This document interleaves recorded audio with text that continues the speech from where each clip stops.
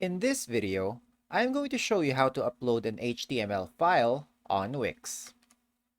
Now, the first thing you'd want to do is to head to your Wix website editor. Once there, we're just going to look for the Add Elements button on the left side of the screen, give that a click, and then look for Embed Code.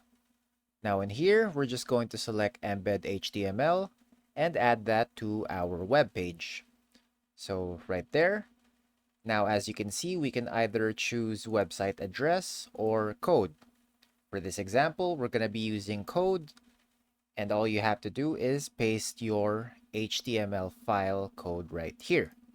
So I have a sample code right here. I'm just going to go ahead and copy that,